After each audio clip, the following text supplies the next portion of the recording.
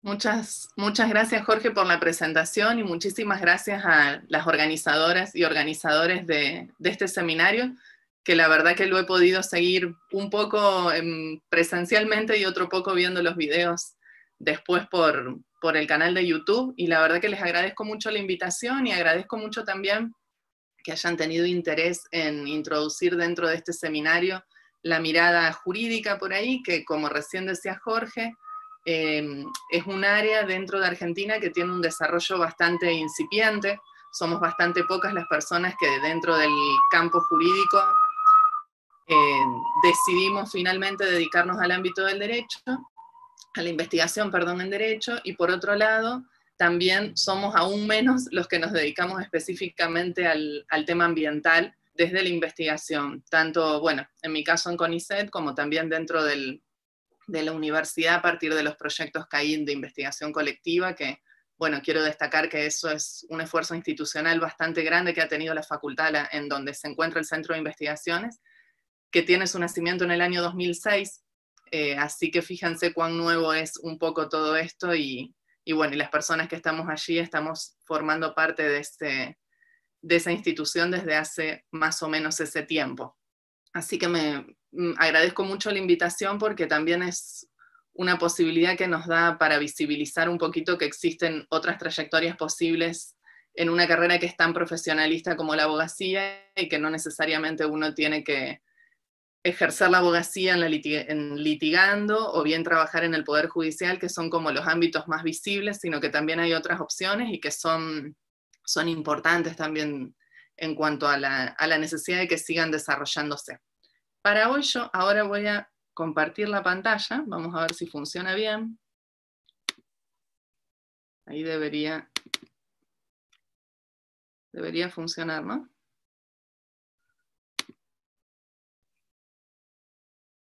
Creo que está funcionando. Cualquier cosa si no me dicen. Sí, sí, está Bueno, mi bien. idea, ¿se ve?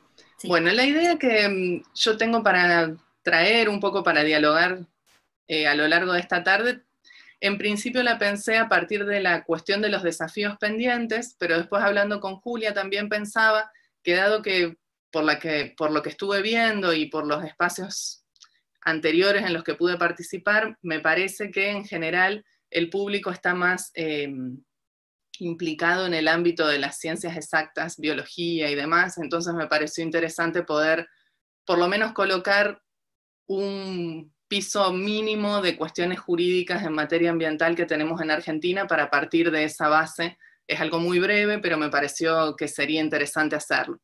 La idea entonces es tratar de ver cuáles son esas bases de las que partimos y cuáles son los desafíos que tenemos por delante dentro del campo del derecho ambiental, muchos de los cuales son desafíos que no son necesariamente desafíos argentinos únicamente, sino que son desafíos que trascienden nuestras fronteras y que son problemáticas que se pueden discutir con colegas de muchos países de América Latina y de otras latitudes del mundo. Con lo cual, un poco la idea es tratar de partir de allí para después sí identificar algunas cuestiones que me parece que son relevantes y que por otro lado, con el contexto que estamos atravesando, están asumiendo en cierta forma un lugar que nos permite repensarlas incluso aún más dentro del campo del derecho. Acá yo puse algunas fotos, no son ninguna cuestión nueva, pero algunas tienen mucha actualidad. La primera que está por allí tiene que ver con los incendios en Rosario. Y un poco la idea es tratar de ver qué tenemos dentro del derecho ambiental para hacer frente a todas estas problemáticas, que obviamente la visión que tenemos desde el campo del derecho ambiental es una de las visiones y uno de los aportes posibles a todas estas problemáticas ecológicas con las que estamos lidiando en la actualidad, que muchas veces se piensan en términos de crisis ambiental, de crisis ecológica, pero creo que tal vez no sea una situación de crisis, sino más bien una situación que llegó para quedarse de algún modo, y tenemos que empezar a pensar que no es una coyuntura de la cual vamos a salir y vamos a volver a un estadio anterior, sino que más bien vamos a tener que repensar cómo hacemos para continuar en el futuro haciéndonos cargo, ¿no?, de todas estas problemáticas. Eso simplemente era una cuestión ilustrativa que también, por otro lado, da cuenta de muchas diferentes facetas que el derecho ambiental tiene en relación a todas estas problemáticas. Bueno, Jorge en su momento hizo referencia a la contaminación con plásticos, hay algunas fotos allí, y dentro del campo jurídico ya hay varias traducciones que intentan, por ejemplo, prohibir los plásticos de un solo uso, etcétera, incluso en nuestro propio país, ordenanzas locales que van en esa dirección, es decir, que rápidamente dentro del campo del derecho se traducen todos estos problemas: desertificación, incendios, plaguicidas, cambio climático. El tema es que luego hay que ver cómo es que esas traducciones finalmente terminan dando lugar a posibles aportes o contribuciones para solucionar las problemáticas. Como les decía al principio, la idea es primero partir de cuáles son las herramientas jurídicas con las que contamos en Argentina, una cuestión muy somera, identificando simplemente cuáles son las herramientas medulares, si se quiere. Y luego sí identificar algunos de los que denomino desafíos pendientes, entre comillas, porque son algunos los que a mí me parecen tal vez más relevantes, un poco en función del recorrido de investigación que hemos tenido en estos años, que nos permitieron ir no solamente haciendo trabajo de investigación, sino también trabajo de extensión, y por lo tanto teniendo algunos diálogos territoriales que siempre son muy enriquecedores para las investigaciones sociojurídicas, como son las que tratamos de hacer. Bueno, con respecto al tema del derecho ambiental, en cualquier libro, cualquier cuestión que uno quiera ver sobre el tema, lo primero que va a aparecer es la Constitución Nacional, que incorpora de manera expresa este derecho en un apartado nuevo que se llama Nuevos Derechos y Garantías, y que contiene el derecho a un ambiente sano. Esto surge a partir de la reforma constitucional del año 1994. Allí se hizo un acuerdo, seguramente recordarán el Pacto de Olivos. Bueno, ese acuerdo en alguna medida viabilizó y limitó algunos temas. Bueno, este fue uno de los temas que tuvo tratamiento. Dentro de este tratamiento aparecen diferentes cuestiones. En primer lugar, se reconoce el derecho a un ambiente sano en la Argentina, y esto no es una cuestión que sea únicamente local, sino que fue un reconocimiento que se dio en varias reformas constitucionales que tuvieron lugar en América Latina, y es interesante porque estamos hablando de la década de los 90, neoliberalismo, etcétera, y sin embargo, en esa década hay como una pequeña grieta para introducir la cuestión ambiental, que es una cuestión colectiva, ¿verdad? Y eso se replica en muchos otros países de nuestro continente. En ese sentido, aparecen también dentro de nuestra Constitución algunas categorías que tienen mucha relevancia dentro del campo del derecho ambiental, como son las generaciones futuras. Si se fijan en ese primer párrafo, se hace referencia a que nosotros tenemos ese derecho a un ambiente sano, pero ese derecho a un ambiente sano tiene un limitante que tiene que ver con satisfacer las necesidades presentes, pero sin comprometer las necesidades de las generaciones futuras. Con esto se está reconociendo algo que es muy extraño en un punto dentro del campo jurídico, porque se reconoce un sujeto futuro y colectivo, y que es muy difícil de calificar. ¿De qué hablamos cuando hablamos de generaciones futuras? Entonces, por eso es cierto también, y esta es una de las categorías sobre las cuales después voy a volver, ha sido una categoría que ha tenido un rol no tan central por el momento al interior del derecho ambiental. Esto uno lo puede ver cuando analiza la jurisprudencia, es decir, las decisiones de los tribunales. La idea de generaciones futuras siempre suele aparecer, pero como un argumento más bien marginal, no como el argumento central de una demanda, porque es una categoría difícil de manejar al interior del campo jurídico, por esto que les digo. Son sujetos futuros, colectivos, que nadie sabe muy bien de qué modo, o existen en realidad discusiones acerca de qué son las generaciones futuras y de qué estamos hablando cuando hablamos de generaciones futuras. Después, algo muy importante que aparece dentro de la Constitución Nacional es el tema del daño ambiental. Es el único daño que tenemos constitucionalizado. Eso quiere decir que se demuestra cierta relevancia. Cuando uno habla de daños, habla de todo un área del derecho que se llama derecho de daños, que abarca desde los accidentes de tránsito, el clásico problema del derecho de daños, a muchas otras cuestiones, responsabilidad médica, responsabilidad de distintos profesionales, y también daño a los consumidores, daños realizados a través de redes sociales, esto para que vean lo variopinto que es, y daño ambiental. El daño ambiental es un daño también bastante complejo de trabajar al interior del campo jurídico, por varias razones que tienen que ver con las propias características de lo ambiental. Trasciende fronteras, es muy difícil establecer relaciones de causalidad, hay daños que se vienen produciendo desde hace mucho tiempo, y sin embargo empieza a ser considerado lo ambiental como un problema bastante más cerca en el tiempo. Un caso que es muy conocido en Argentina y que da un poco cuenta de esta situación es la contaminación de la cuenca Matanza-Riachuelo. Tal vez hayan escuchado nombrar que la Corte se pronunció sobre la recomposición de ese daño y sobre la prevención del daño futuro en el año 2008. Ese fallo es considerado como un fallo central para el derecho ambiental, y allí nos encontramos con un problema muy visible que tiene que ver con que en realidad la contaminación de la cuenca Matanza-Riachuelo tiene casi la edad de Argentina como país. Sin embargo, la problemática ambiental es mucho más reciente. Y esto pasa en muchos otros ámbitos.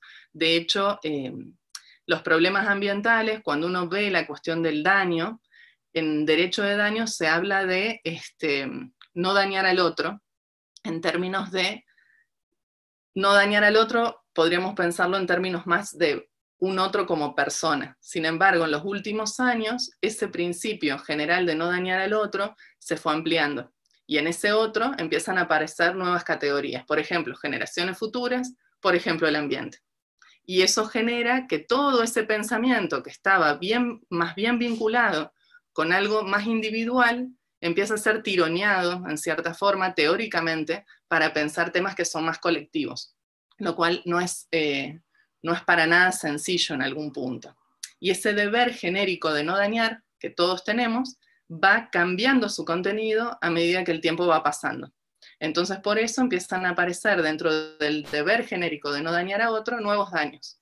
El daño ambiental es uno de esos casos. Y eso tiene sus complejidades porque viene a poner un tema colectivo en una serie de categorías que fueron pensadas para otra cosa. Entonces ahí tenemos toda una cuestión, pero es importante ver que cierta relevancia se le ha dado a esa categoría porque tiene raigambre constitucional. Y además tiene un mandato muy claro que tiene que ver con que primero hay que ir por la recomposición. Eso quiere decir tratar de volver las cosas al estado anterior. En derecho se habla así de esa figura, y tiene que ver esto con específicamente la necesidad de tratar de volver al estado anterior de ese daño. Es muy difícil esto en temas ambientales, muchas veces es bastante imposible en algunos casos, y eso abre otra puerta que tiene que ver con la reparación y la cuantificación de los daños cuando no es posible recomponer. Y eso es muy difícil porque trabaja con preguntas tales como ¿cuánto vale la extinción de una especie? Ahí no podemos recomponer. Y entonces, ¿cómo pensamos eso? Son preguntas que son realmente complicadas. De hecho, hay muy pocos casos en Argentina en los cuales se haya resuelto acerca de la cuantificación del daño ambiental, porque se entiende también que es muy difícil esa categoría. Y entonces se van pensando distintos criterios, que son criterios que tienen en su mayoría mucho que ver con la utilidad que ciertos ecosistemas tienen para los humanos. Y hay toda una fuerte crítica en relación a ese tipo de criterios cuando estamos haciendo una crítica a la mirada más bien antropocéntrica que tenemos en relación al ambiente. Bueno, todo eso se puede un poco discutir y poner en relación con ese primer párrafo. Después, en el segundo párrafo, hace referencia él mismo a las autoridades, y lo marco ahí, lo subrayo, porque cuando se habla de autoridades se habla de todos los poderes del Estado, no únicamente del Poder Ejecutivo. Entonces, en cabeza de todos los poderes del Estado, se debe proveer a la protección de este derecho a un ambiente sano, y luego aparece la utilización racional de los recursos naturales, y acá me detengo un poquitito, porque esta mirada, como que en la Constitución Nacional se amalgaman en cierta forma miradas que son de distinto tiempo. Antes del derecho ambiental hubo desarrollos durante muchísimos años también, de un área específica del derecho que se llama derecho de los recursos naturales. Ese derecho de los recursos naturales desarrollaba el derecho de la flora, de la fauna, de bosques, el derecho agrario, derecho de la minería, etc. Hoy sigue existiendo toda esa regulación, pero en su momento, cuando el derecho ambiental viene con una mirada más holista, empiezan como a dividirse la idea de los recursos naturales y el derecho a los recursos naturales del derecho ambiental. Sin embargo, es muy factible encontrar que esas racionalidades y esos distintos paradigmas están siempre muy presentes en todas las normativas ambientales, es decir, que no necesariamente una mirada y un paradigma ha reemplazado al otro. Y ahí tenemos como un encuentro entre esos dos momentos. Se habla de la utilización racional de los recursos, que tiene que ver con la mirada del derecho a los recursos naturales. La idea era explotar los recursos, pero de manera racional, porque son limitados y no ilimitados como en algún momento se creyó. Y después se incorpora también dentro de la Constitución la idea de preservar el patrimonio natural y cultural, que es toda una discusión que se estaba desarrollando en ese momento. Y fíjense también que aparece la diversidad biológica. Esta tutela específica de la diversidad biológica tiene que ver también con una discusión importante, jurídica, que se desarrolló muy cerca en el tiempo a la reforma de 1994, que fue en el año 92. En el año 92 se dio lugar en Río de Janeiro a una de las conferencias de Naciones Unidas sobre Ambiente y Desarrollo Sostenible. Y junto o en paralelo con esa conferencia, se suscribieron dos textos que son hoy en día muy traídos al debate público. Uno, la Convención Marco sobre Cambio Climático, y otro, el Convenio sobre Diversidad Biológica. En ese momento esas dos discusiones tenían una fuerte impronta. Hoy por hoy uno podría decir que pareciera que el cambio climático está un poco acaparando la discusión sobre lo ambiental. Sin embargo, en ese momento, dentro de la Constitución Nacional hay un eco respecto del Convenio de Diversidad Biológica que, por cierto, Argentina ratifica en ese mismo año. Y después aparecen algunas herramientas que tienen que ver con la información y educación ambiental, que son herramientas de distinta raigambre, si se quiere, y que luego vamos a volver sobre esto, cuando veamos otra categoría que tiene que ver con las leyes de presupuestos mínimos. Porque lo que hace la Constitución en el 94 es ordenar más o menos bien, digamos, de manera más clara, cómo van a identificarse las distintas regulaciones en materia de medio ambiente, considerando que vivimos en un país donde hay competencia regulatoria por parte de las provincias también, y donde además la Constitución reconoce el dominio de las provincias sobre sus recursos naturales. Entonces lo que aparece en la Constitución es que la nación dicta un tipo de norma específico, en la única materia que existe en este tipo de normas es en derecho ambiental, que son las normas de presupuestos mínimos. Esas normas de presupuestos mínimos son sectoriales, son temáticas, después les voy a mostrar la listita, no les voy a hablar de todas las normas, no se preocupen, pero solo para que vean más o menos hasta dónde se ha regulado, cuáles son algunas normas que se están discutiendo hoy por hoy. Y entonces la nación lo que hace es establecer el mínimo de protección y después las provincias pueden complementar o elevar ese mínimo, nunca pueden regular por debajo. Entonces si yo tengo, por ejemplo, una regulación en materia de bosques, que de hecho existe una ley de presupuestos mínimos sobre bosques, voy a tener que mirar la ley de presupuestos mínimos sobre bosques y ver si hay ley provincial sobre bosques en esa determinada jurisdicción. Y ahí ir viendo cuál es el nivel más elevado de protección. Muchas veces se cree que se toman en bloque. Hay un profesor de Derecho Ambiental de La Plata que siempre explica esto muy bien. En realidad uno tiene que hacer el análisis para ver cuál es el mayor nivel de protección en los distintos aspectos, porque a veces no se puede tomar en bloque la ley de presupuestos mínimos porque tal vez hay algunas cosas provinciales que merece la pena preservar. Así que hay que hacer como todo un análisis más desmenuzado. Y después, este párrafo tiene que ver con una coyuntura y una discusión que se estaba dando en ese momento y que tiene que ver con una prohibición concreta. Esto es bastante raro encontrarlo en una constitución, que tiene que ver con la prohibición del ingreso al territorio de residuos actual o potencialmente peligrosos y de los radioactivos. Se estaba discutiendo, entre otras cosas, si en Argentina se podrían importar residuos nucleares. Y finalmente quedó de esta prohibición en la Constitución Nacional.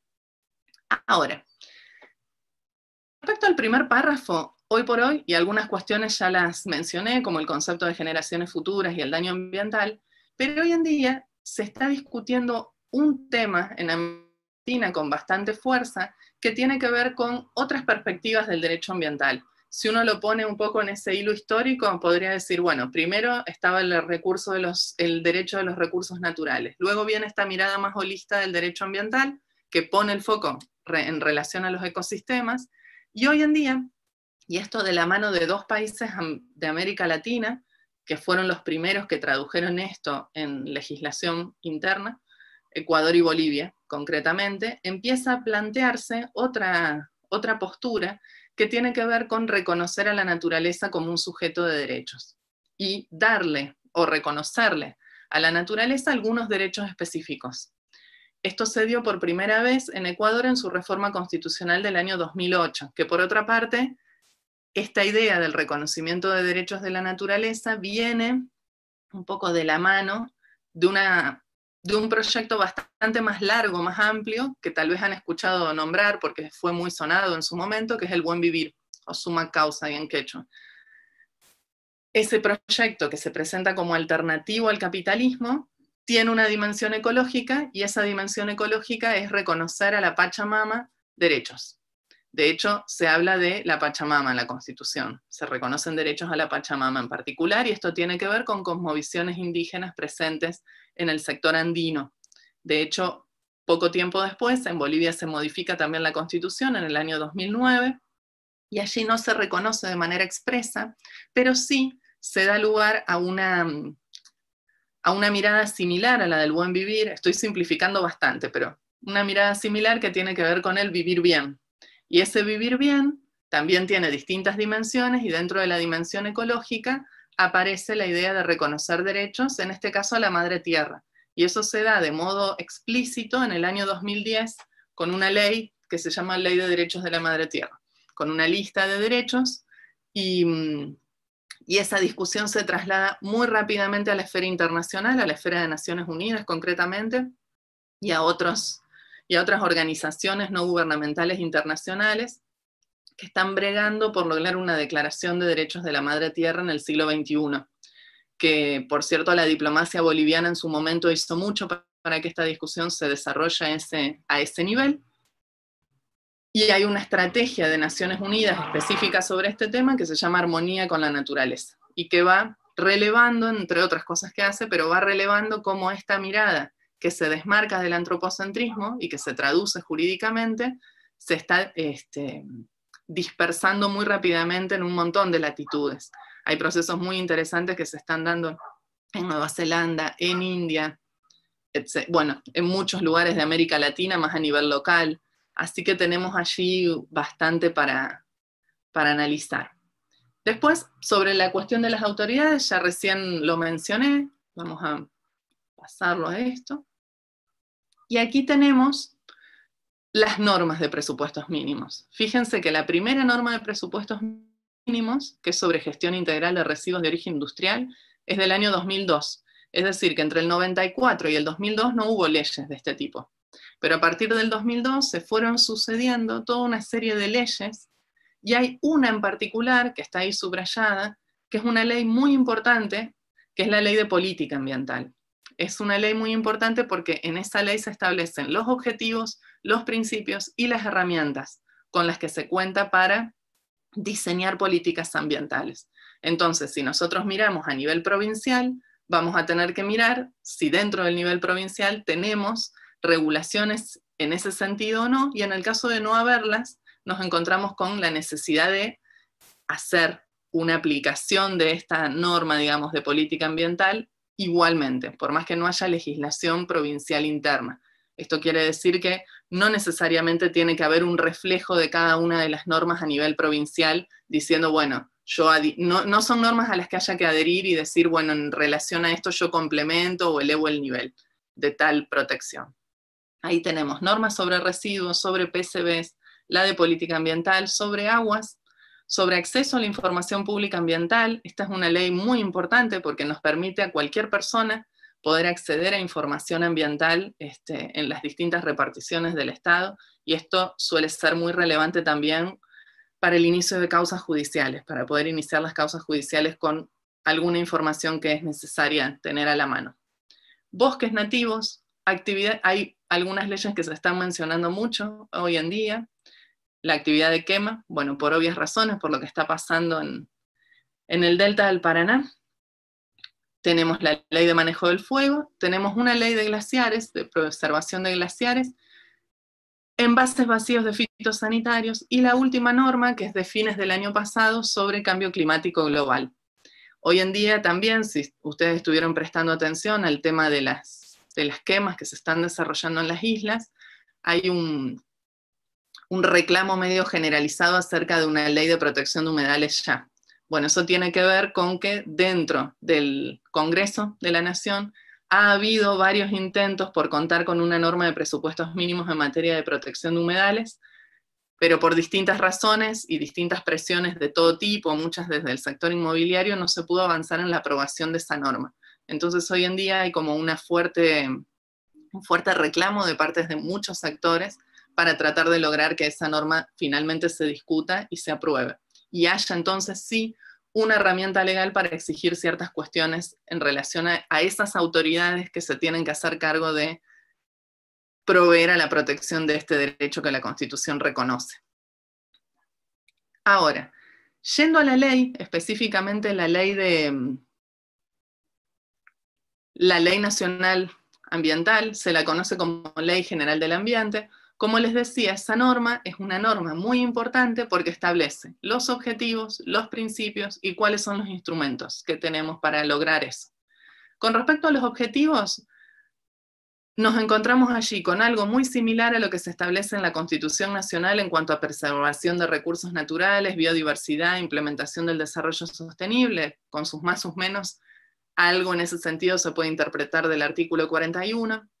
Luego aparece también la calidad de vida de generaciones presentes y futuras, y algo muy importante, que esto no es para nada menor, que tiene que ver con la participación social en la toma de decisiones. Es decir, en qué medida la sociedad participa en las decisiones que afectan al ambiente. En relación a este objetivo hay varios instrumentos que se pueden plantear, e incluso se puede tener mayor creatividad institucional y pensar en cosas más innovadoras y distintas. Por ejemplo, pensar no solamente que esto es posible en función de una audiencia pública, sino también avanzar en otro sentido. Y creo que esto es importante también porque permite que las sociedades puedan discutir cómo gestionar riesgos que son colectivos. Hay un ejemplo, yo en su momento cuando hice la tesis doctoral trabajé mucho con dos temas, que fueron a partir de sentencias judiciales, cómo se decidía sobre riesgos que están siendo controvertidos científicamente. Concretamente dos cosas, agroquímicos, que hoy en día, bueno, la controversia cambió mucho en relación a cuando yo hice mi tesis doctoral, y radiaciones no ionizantes, emitidas por plantas transformadoras de energía eléctrica y antenas de telefonía celular. Lo que yo trabajaba concretamente es cómo se iban judicializando este tipo de reclamos, y uno, si lo mira un poco más sociológicamente y ve cómo ha ido creciendo y sigue creciendo la cantidad de reclamos en este sentido al interior del Poder Judicial, uno podría pensar si es que no está fallando algo antes, porque cuando llegan los problemas a la justicia posiblemente tiene que ver con que antes ha habido algunas fallas en relación a cómo se toman las decisiones colectivas sobre riesgos que son colectivos. Y que por otro lado, concretamente con el tema del celular, es bastante fácil pensar que todos queremos tener celular, sin embargo nadie quiere tener una antena al lado de su casa. Entonces, ¿cómo se resuelve ese problema? Primero hay que plantearlo, y hay que plantearlo institucionalmente. Porque lo que termina pasando es que en realidad se intentan instalar, que esto es lo que demuestra la jurisprudencia, se intenta instalar una antena en un determinado lugar, los vecinos y vecinas de alrededor tienen potencia organizativa, pueden conseguir un abogado o una abogada que lleve el planteo a la justicia, tienen suerte. Hay muchos escalones de suerte también acá, porque dentro de la justicia a veces se desconoce bastante el derecho ambiental. De hecho, recién ahora empieza a ser una materia obligatoria para todas las carreras del país por una acreditación que se está haciendo de la carrera en CONEAU, que aparece como un contenido mínimo que se tiene que desarrollar. Pero si todo eso pasa, la antena se va de ahí a otro lugar, y ahí va a pasar lo mismo. Y va a quedar instalada en el lugar a donde no haya suficiente potencia organizativa de vecinos y vecinas, o bien en lugares a donde eso no sea construido socialmente como un riesgo, que esa es otra cuestión, y es todo un debate en la sociología del riesgo acerca de si los riesgos existen o si son construidos de esa forma por la sociedad, o si hay un poco y un poco de las dos cuestiones. Eso de los 3 objetivos, ese último objetivo es bastante central y tal vez sea uno de los menos desarrollados hoy en día en el país. Y en muchos otros países, no es algo propio de Argentina únicamente. Y después tenemos toda una serie de principios también. Yo marqué algunos que me parece que son tal vez los que hoy en día suman mucho espacio para la discusión. Ahí hay varios que tienen que ver con la cuestión federal, la congruencia, la subsidiariedad, solidaridad, cooperación, tiene que ver con el diseño de nuestro Estado. Y después hay otros que tienen que ver con cuestiones más de otro tipo, y que dan cuenta de cómo al interior del campo jurídico se traduce la controversia científica que se da en relación a un montón de distintos agentes que son considerados contaminantes por parte de algunos expertos que están contrapuestos con otros expertos que opinan diferente. Eso se traduce en un principio muy concreto, que es el principio de precaución, que está ahí marcado. Ese principio de precaución es un principio que se aplica mucho a nivel jurisprudencia, justamente porque no hay espacio institucional para pensar esos temas antes, sino que por el contrario, tenemos que, si uno quisiera estudiar cómo el principio de precaución, que lo que sostiene es que cuando hay peligro de que se desarrollen daños graves o irreversibles, por más que haya controversia científica, por más que haya incerteza, uno tiene que tomar decisiones, no puede utilizar la idea de la controversia científica o de la ausencia de información para no tomar decisiones, sino que se deben tomar esas decisiones de todas maneras. Bueno, acá tenemos toda una serie de temas que son muy de la sociedad contemporánea y que dan un poco cuenta de muchos de los espacios que faltan más a nivel regulatorio o a nivel institucional, de diseño institucional, para discutir algunas decisiones que afectan después a un montón de personas, a un gran número de personas. Y por el otro lado, el principio de equidad intergeneracional, que tiene que ver con este reconocimiento acerca de las generaciones que nos suceden, porque eso nos limita a nosotros. Funciona como un límite. Uno lo puede pensar a partir de la idea de herencia. Nosotros tenemos un conjunto de bienes ambientales y hay que dejar esos bienes ambientales para la siguiente generación. Entonces, eso implica un límite en relación a nuestro obrar actual. Ese principio de solidaridad intergeneracional también es interesante hoy en día discutirlo, y sobre eso vamos a volver en los desafíos. Y después tenemos, dentro de la misma ley, los instrumentos de política y gestión ambiental: ordenamiento ambiental del territorio, evaluaciones de impacto ambiental, control, educación ambiental, diagnóstico de información ambiental y régimen económico de promoción del desarrollo sostenible. Y después en esta ley hay muchas otras cosas sobre el daño ambiental, el rol de los jueces en materia ambiental, que tiene que ser un rol activo, y varias cuestiones más que, bueno, no los quiero abrumar con tanta información jurídica tal vez. Ahora, yendo al plano más de los desafíos, si se quiere, nosotros acá podríamos, esperen que quiero sacar esto de acá. Ahí está. Podríamos identificar varios desafíos dentro del plano del derecho ambiental. Cuando uno va a cualquier congreso o habla con una serie de colegas, sea la proveniencia que sea de los mismos, ya sea del campo académico, del campo del ejercicio profesional, incluso parte del Estado, hay como una especie de fuerte consenso, si se quiere, en relación a que el problema del derecho ambiental es la efectividad.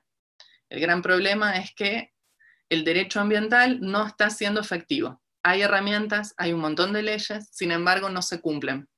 Y ese vendría a ser el gran problema o desafío pendiente. Esto es una cuestión que, como les decía, excede a nuestro país. De hecho, esas fotos que coloqué allí tienen que ver específicamente con la cuestión climática, que hoy en día está asumiendo un rol central, y hay un fuerte reclamo respecto de los estados y respecto de las organizaciones internacionales para tornar efectivo esa regulación y esos acuerdos que existen en materia de cambio climático, que están siendo discutidos desde el año 1992, por poner una fecha de origen, que tienen que ver justamente con lo que les mencionaba acerca de la Convención Marco de Cambio Climático de ese año. Luego ha habido toda una serie de vaivenes y está toda la discusión en relación a quienes niegan la existencia del cambio climático, quienes consideran que el cambio climático es evidente y que hay que tomar una serie de medidas. En ese sentido, creo que este problema se puede replicar en un montón de otros problemas ambientales que tienen en cierta forma la misma dificultad. Entonces lo que se plantea por parte de lo que sería la doctrina dentro del campo jurídico, hay como un mundo que no es exactamente el mundo de la investigación, pero es el mundo de los docentes que escriben sobre derecho. Esos son, bueno, doctrinarios, hay todo un mundillo ahí, pero no viene a cuento ahora, pero quienes se encuentran dentro del campo de la doctrina ambiental, del derecho ambiental, tienen cierto acuerdo en relación a que lo que hay que tratar de lograr es la efectividad, y no solo la efectividad de las normas, sino también la efectividad de las sentencias. Porque a veces uno cree, o se tiene la idea, de que cuando se llega a una sentencia que da la razón al reclamo ambiental, se llega al final de un proceso. Y en realidad se llega a un punto de inicio de una nueva cosa, que tiene que ver con ejecutar esa sentencia y que efectivamente tenga efectos. Habíamos nombrado el caso de la cuenca Matanza-Riachuelo. Bueno, ahí hay todo un montón de problemas y que vienen siendo denunciados por muchas ONG respecto de la ejecución de la sentencia. Es bastante complejo ese caso porque es un caso que afecta muchos millones de personas, no es un caso fácil, es un caso estructural. Posiblemente no es la justicia el espacio donde tendría que haber sido tratado ese caso, sin embargo se lo pudo poner sobre la mesa a partir de eso, a través de lo que se llama litigio estratégico. Sin embargo, tenemos ahí como dos fuertes planos que son los desafíos que se identifican como pendientes. Tanto el desafío que tiene que ver con la aplicación de las normas como también la ejecución de las sentencias.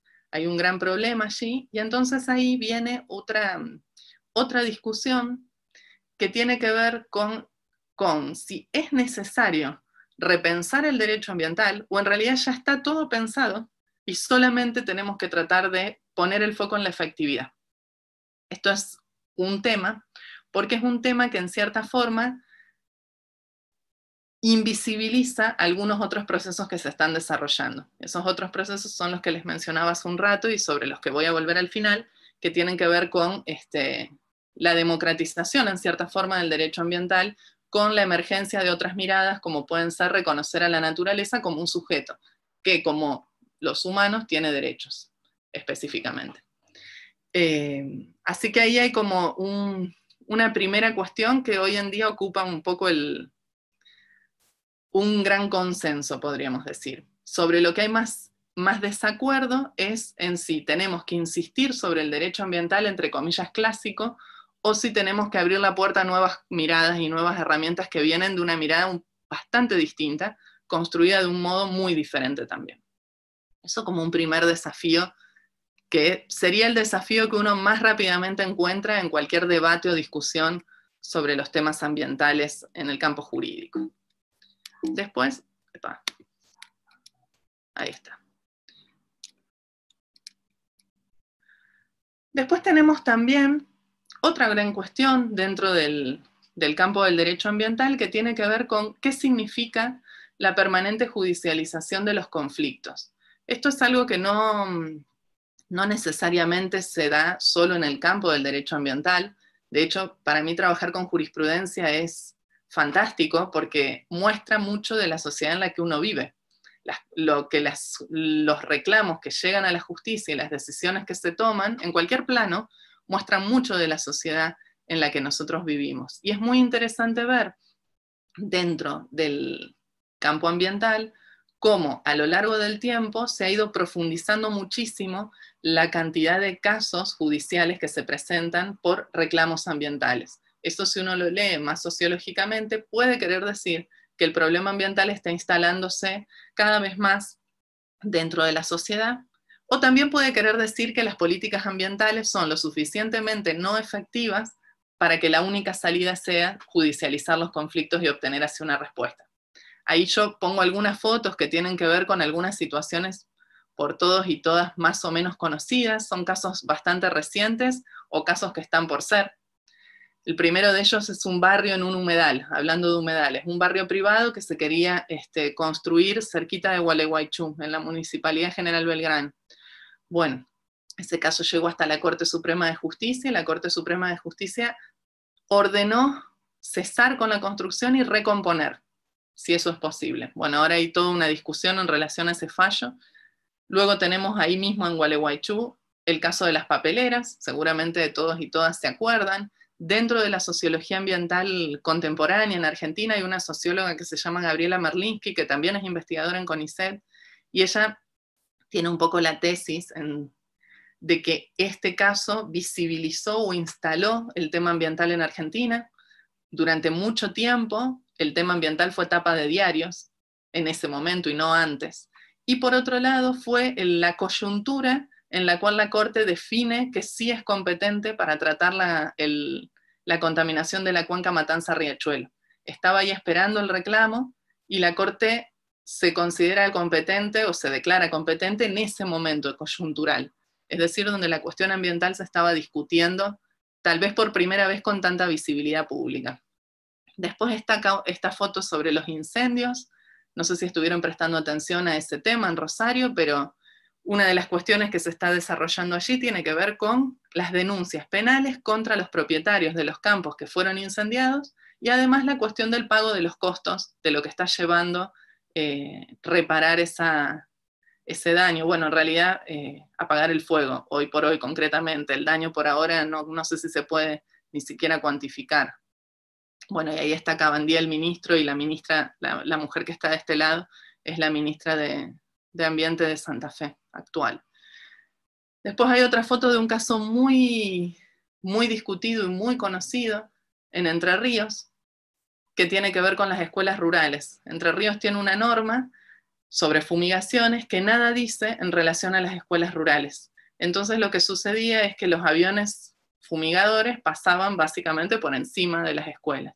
Y se armó una acción judicial enorme porque esa acción judicial incorporó a todas las escuelas rurales de Entre Ríos. Se hizo entre una ONG y el sindicato. Y entonces se llegó a fue un ir y venir de muchas sentencias, y fue una discusión muy grande que se dio cuando se prohibió la fumigación alrededor de las escuelas rurales, porque ahí se pone en tensión también la dicotomía, o la tensión clásica que existe entre producción-ambiente. En ese caso se discutió mucho. Después tenemos una foto del riachuelo, esta que está acá con la goma y todo lleno de basura, y luego en el medio,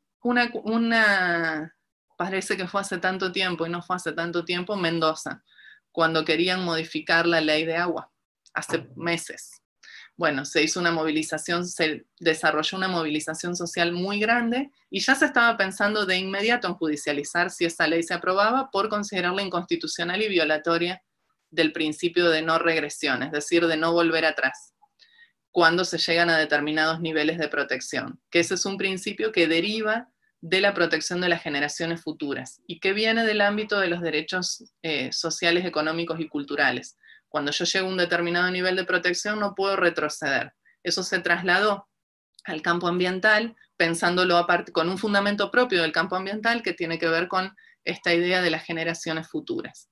Entonces es interesante cuando uno desde la investigación sociojurídica aborda la jurisprudencia, porque ahí en cierta forma se puede visibilizar cuáles son los problemas que se están desarrollando al interior del campo jurídico específicamente, pero al interior de las sociedades, y ver cuáles son las herramientas del campo del derecho que permiten llevar estos casos a la justicia y cómo. Porque no es tan sencillo a veces encontrar cómo llevar esos casos a la justicia. Y este es otro desafío pendiente, el acceso a la justicia. Acá hay una cuestión muy clara. Nosotros lo teníamos un poco, esto lo trabajamos mucho en el proyecto de investigación colectivo, y luego se tradujo en un proyecto de extensión que trabaja específicamente la diferencia del acceso a la justicia que tenemos, y esto se traslada no solo a los temas ambientales, a nivel territorial, grandes urbes versus pequeñas localidades. En el caso de la provincia de Santa Fe, nosotros acá tenemos fuertes problemas y fuertes reclamos de parte de las pequeñas localidades en relación a las fumigaciones puntualmente. Hay mucho reclamo en relación a ese tema. El problema es que las pequeñas localidades no tienen ni cómo ni dónde realizar esas denuncias. Además de la complejidad interna que tiene la sociedad, que está dividida entre quienes tienen que ver con esa actividad y quienes no. Independientemente de eso, nosotros nos encontramos con que existe mucho problema en términos institucionales, porque no hay llegada de parte de las instituciones que se ocupan de estos temas en términos territoriales. Acá yo puse dos fotos. Esas dos fotos tienen que ver con un proyecto de extensión que tenemos donde estamos tratando de producir información cuantificada respecto de este tema. Estamos haciendo unas encuestas. Ahora lamentablemente no estamos pudiendo ir a ninguna localidad por el tema de la pandemia, pero hace algunos meses estuvimos en Santo Domingo, que es una localidad cercana a la ciudad de Santa Fe, que da unos 80 kilómetros. Es una localidad de 8 cuadras por 8 cuadras. Bueno, fuimos haciendo una encuesta que tiene que ver con el tema de acceso a la justicia, y bueno, nuestras primeras impresiones se van confirmando en los resultados de las encuestas, y acá tenemos un gran tema que debería ser abordado, sobre todo en este caso por parte de las distintas instancias dentro del Poder Judicial que podrían viabilizar algún canal respecto del acceso a la justicia, que permita en cierta forma democratizar el acceso a la justicia a nivel territorial, que es en las localidades más pequeñas, por ahí donde los problemas ambientales a veces son más acuciantes. Eso por un lado, es un gran desafío realmente. Y me animo a decir que se replica en las otras provincias también.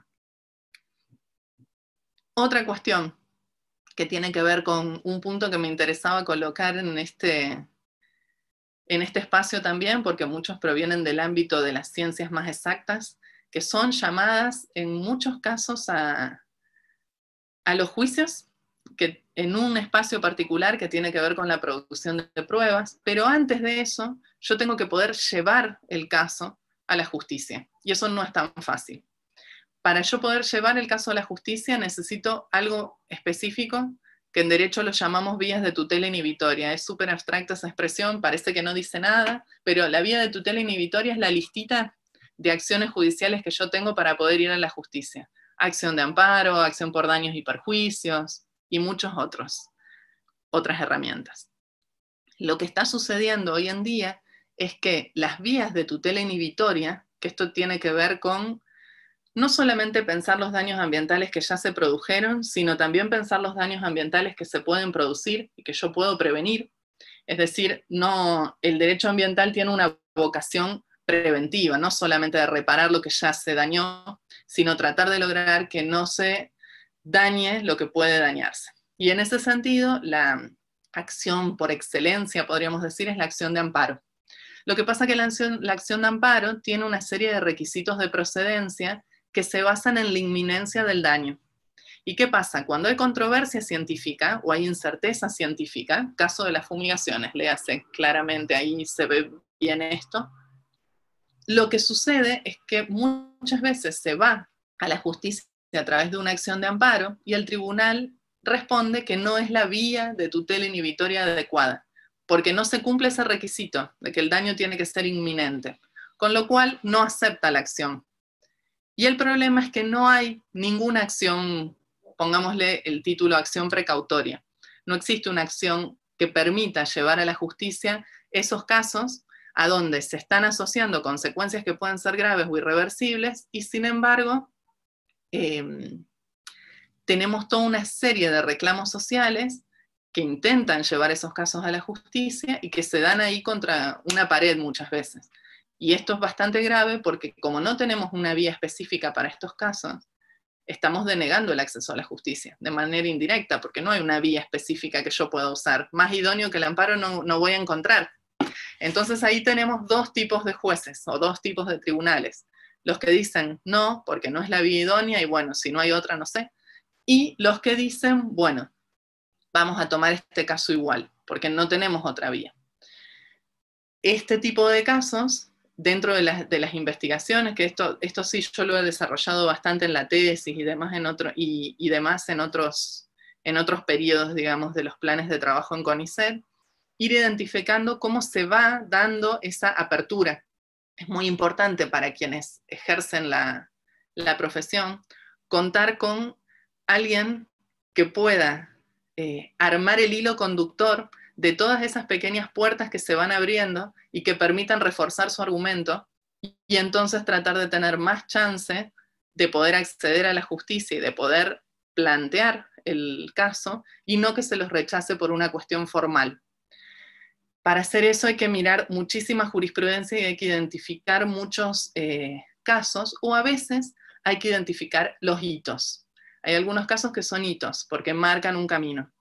Esta foto que está puesta acá de esta señora se llama Viviana Peralta, y es la actora de uno de los primeros casos de fumigaciones que hubo, de demandas por fumigaciones que hubo en Argentina y en Santa Fe en particular, y ese caso abrió un poco ese panorama, porque tiene toda una explicación acerca de por qué cuando los amparos son amparos ambientales hay que ser más laxo. Entonces ahí se abrió como una puerta para que otros amparos de similar naturaleza en muchas otras jurisdicciones del país puedan ir avanzando. Por otro lado, una vez que uno sortea esa primera barrera, se encuentra con otra complejidad, porque resulta ser que en los amparos se prohíbe, como son procesos rápidos, se prohíbe la prueba pericial, y la prueba pericial es la que introduce al interior de los procesos judiciales la prueba científica, es decir, los expertos. Pero acá hay otro nivel más de complejidad que me interesa traerlo acá justamente por las personas que me están escuchando, que tiene que ver con el rol de el Poder Judicial en relación a los espacios de producción de conocimiento institucionalizados, léase CONICET, universidades. Acá hay un punto muy importante, porque cuando estamos hablando de controversias científicas, estamos hablando de que necesitamos expertos que conozcan esas controversias. Y en general, cuando hablamos de pericias, dentro de los poderes judiciales hay listas de expertos que son profesionales, ingenieros, etcétera, todo tipo de profesionales en distintas áreas. Esos son los profesionales a los que se suele llamar, salvo que sean peritos de parte, que los traigan las partes del proceso, a los que se suele llamar en estos casos. Y a veces eso complica un poco el panorama porque no son personas que estén versadas sobre la controversia científica. Entonces esto ha puesto de relieve una discusión que tiene que ver con cómo hacer para atraer a la discusión judicial esos expertos que sí conocen de las controversias científicas sobre un determinado tema y que pueden entonces dar cuenta de esas posiciones diversas que hay en relación a un determinado tema. Sobre esto se trabajó mucho en un ámbito de la sociología que se llama Sociología de las Ciencias o Estudios Sociales de la Ciencia, que tratan un poco de hacer esa relación entre derecho y ciencias, y si uno lo mira a nivel más pragmático, uno dice, bueno, ¿dónde está esa relación en el proceso judicial? Está ahí. Y esto se relaciona con un tema mucho más amplio, que yo ahí puse la foto de un libro, de un autor que se lo suele colocar como el autor que trajo a la discusión el tema de los riesgos controvertidos científicamente. Es Ulrich Beck, es un sociólogo alemán que falleció hace poco tiempo. Hoy estaría escribiendo seguramente muchísimo sobre la situación global que atravesamos con la pandemia, porque un poco da cuenta de la sociedad del riesgo que él estaba pensando. Él escribe este libro en 1986, con Chernobyl. Y lo que trabaja y lo que plantea concretamente es que las sociedades se están transformando, estamos saliendo de las sociedades industriales donde el conflicto era la distribución de la riqueza y pasando a sociedades a donde se amalgama ese conflicto con otro que tiene que ver con la distribución de riesgos. Y ese es, para Beck, un poco va a ser como la médula de las sociedades contemporáneas. Esos riesgos que tienen que ver, además, él dice que son riesgos en cierta forma, muchos de ellos manufacturados, es decir, que tienen que ver con el propio desarrollo científico y técnico, que en la medida en que va avanzando también va incorporando riesgos en la sociedad. Y entonces hay que ver cómo hacer para trabajar con toda esa diversidad de riesgos con las que nos enfrentamos en las sociedades actuales. Todo eso tiene su repercusión al interior de los procesos judiciales porque da cuenta de la incerteza y de la controversia. ¿Y se acuerdan cuando yo les hablaba del daño ambiental al principio? Bueno, resulta ser que el área que se dedica al daño, y es de donde sale la teoría del daño y la teoría de los riesgos, es derecho de daños. Y cuando nosotros miramos cualquier libro, manual, etcétera, de derecho de daños, los daños para que puedan ser resarcidos, un accidente de tránsito, por ejemplo, para ser resarcido tiene que ser cierto, tiene que haber certeza en relación al daño que se produjo. Bueno, y un montón de otras cosas que no viene a cuento ahora traerlas, pero en todos esos libros hay una partecita que se llama daño eventual. Esos daños eventuales son un párrafo porque son esos daños que no interesan al sistema, porque no son resarcibles. Para Beck, ese párrafo es lo esencial de las sociedades contemporáneas. Y sin embargo, al interior del campo jurídico, nadie se está haciendo mucho cargo de ese asunto, salvo ese principio que les mencioné hace un rato, que es el principio precautorio. Lo que pasa es que tenemos solo el principio, pero no tenemos un desarrollo institucional y un desarrollo en términos de políticas públicas que esté inspirado en ese principio precautorio en Argentina. Si nosotros queremos, por ejemplo, viene un extranjero, un colega del ámbito del derecho y está interesado por el principio precautorio en Argentina y pregunta qué hacer, lo vamos a invitar a leer jurisprudencia, porque es ahí donde se está desarrollando el principio precautorio. Y eso habla bastante de todo lo que se carece antes, en términos de política pública y en términos de cómo se toman las decisiones colectivas hoy en día. Y después aparecen, ya voy cerrando con esto y una más, algunas cositas ya adelanté, con respecto a los desafíos pendientes, hoy en día está asumiendo un rol por ahí más central el tema de las generaciones futuras. Esta foto tiene que ver con un caso en América Latina que tal vez marque, no lo sé, esto es algo que por el momento no podemos saberlo, pero puede que dé lugar a una serie de planteos que tienen contestación en América Latina.